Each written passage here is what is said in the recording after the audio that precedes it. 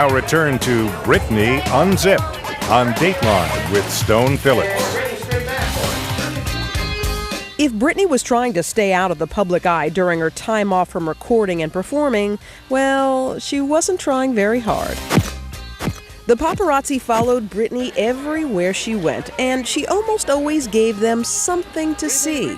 It sure looked like Britney actually wanted to land on page 6, the gossip page of the New York Post. There's been a consistent sort of dirtying of the image, like if you take distressed jeans, and they're really nice and they come out of the factory and then they keep messing with them and what can we do to mess? Just throw a little dirt on her. Sometimes not the kind of dirt a girl wants to hear.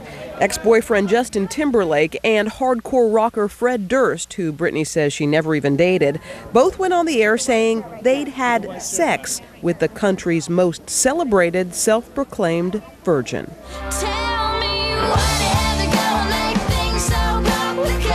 And it wasn't just the boys talking about Britney. Other young female singers like Avril Lavigne seemed to be marketing themselves as anti-Britneys. Whole pop thing, show off your belly, dance around with your background dancers, lip sync, whole deal thing was really popular for a long time. Avril Lavigne sent out some mixed messages about Britney in an interview she did with Dateline last year. I'm not made up, and I'm not being told what to say and how to act. So they have to call me the anti-Britney, which I'm not. I think that's very rude and very mean. I think it's a dumb game. Good. Keep that smile. But Britney is 21 now, and all that talking behind her back doesn't seem to get to her so much anymore. This spring, she had finished her break and gone back to the recording studio. The Britney Spears publicity machine was about to kick into overdrive to promote her new album, In the Zone. Beautiful, darling. Chin up a little, yes.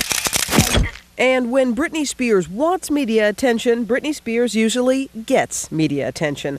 This fall, she appeared topless on Rolling Stone and bottomless on Esquire. Chuck Klosterman watched the Esquire photo shoot, then interviewed her for the magazine. We had a discussion about whether or not she sees herself as kind of a sexual icon. And it's not that she denied it. She honestly acted as if this had never crossed her mind. Wait, was this just an act, Chuck? Did you think she was just sort of playing a dumb blonde? I'm not sure. I mean, she is either like the most savvy entertainer I've ever dealt with or the least self-aware person I've ever met. As for all that semi-nudity, Britney insisted it was no big deal. Growing up in her house, she said she used to walk around naked all the time. After all, it's hot in the South. Chuck was put off by what he saw as Britney's denial. But Rob Haskell, who wrote the Britney profile in W, had a different take. There's something so refreshingly guileless about her. I've met so many celebrities, and there's always that kind of mask of perfection. But with Britney, you really do sense that you're with a real person. She squeals, she burps, she giggles. It's frickin' this and frickin' that.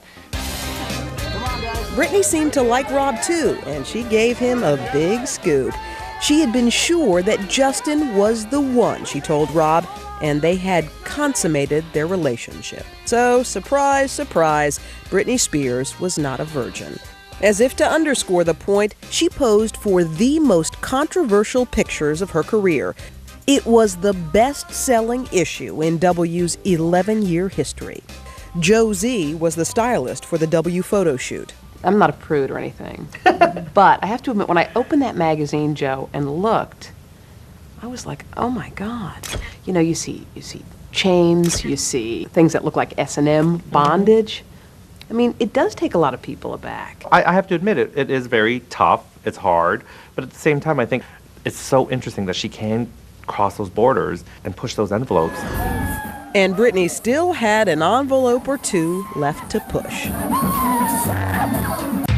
Next, the story behind the kiss.